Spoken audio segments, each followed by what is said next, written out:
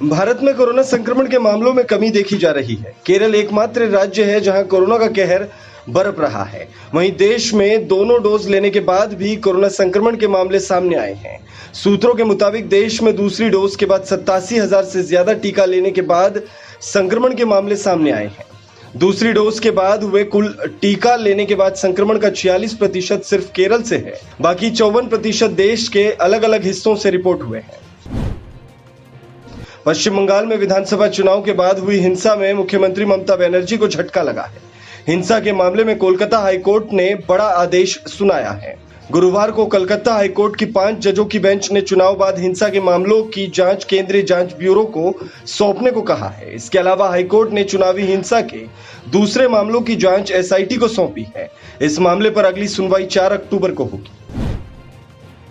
गुजरात की विजय रूपाणी सरकार को लव जिहाद कानून पर झटका लगा है और यह झटका दिया है गुजरात हाईकोर्ट ने। गुजरात हाईकोर्ट ने कानून की कुछ धाराओं पर रोक लगा दी है।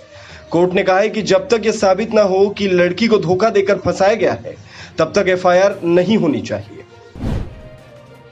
रविंद्रनाथ टैगोर के रंग पर की गई टिप्पणी पर विवाद गर्मा गया है और यह टिप्पणी की है केंद्रीय मंत्री सुभाष सरकार ने। बुधवार को केंद्रीय मंत्री सुभाष सरकार ने विश्व भारती सम्मेलन के दौरान कहा था कि रविंद्रनाथ टैगोर का रंग उनके परिवार के अन्य सदस्यों की तुलना में सांवला था, इसलिए उनकी मां समेत परिवार के दूसरे सदस्य उन्हें गोदी में लेने से कतराते थे। अब इस बयान पर टीएमसी ने तंज कसा है। दिल्ली परिवहन निगम की तरफ से 1000 लो फ्लोर एसी बसों की खरीद और उसकी वार्षिक मेंटेनेंस को लेकर केंद्रीय गृह मंत्रालय ने सीबीआई जांच की सिफारिश की है। इससे पहले उपराज्यपाल अनिल बैजल की तरफ से बनाई गई समिति ने कई तरह की खामियों के संकेत दिए थे। हालांकि दिल्ली सरकार ने डील को रद्द नहीं किया, लेकिन इसकी खरीद और एनुअल मेंटेनेंस कॉन्ट्रैक्ट्स को 12 जून को होल्ड कर दिया गया था। छात्र आरजेडी के अध्यक्ष पद से आकाश यादव को हटाए जाने के बाद लालू प्रसाद यादव के बड़े बेटे तेज प्रताप यादव नाराज चल रहे हैं। नाराजगी को लेकर उनके छोटे भाई तेजस्वी यादव ने बड़ा बयान दिया है। उन्होंने कहा कि नाराजगी जैसी कोई बात नहीं है। पार्टी में जब हम हैं और राष्ट्रीय अध्यक्ष हैं तो सब कुछ ठीक है। उत्तर प्रदेश के मुख्यमंत्री योगी आदित्यनाथ ने तालिबान समर्थकों पर निशाना साधा है।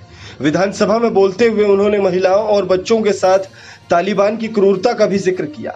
सीएम ने कहा कि कुछ लोग बेशर्मी से तालिबान का समर्थन कर रहे हैं, इनको एक्सपोज करना चाहिए।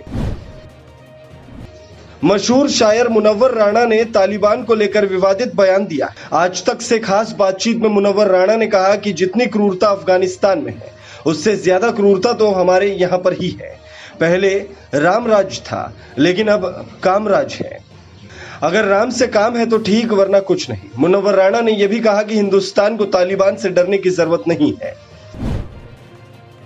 अफगानिस्तान से भारतीय नागरिकों को निकालने का ऑपरेशन फिर शुरू हो गया है।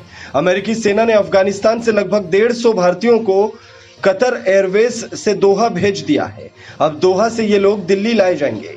अच्छी बात यह है कि अभी कमर्शियल फ्लाइट्स का मूवमेंट शुरू नहीं हुआ है। इसके बावजूद अमेरिकी सेना ने मदद की है। पाकिस्तान के पंजाब प्रांत के बहावल नगर में गुरुवार को बड़ा हादसा हो गया।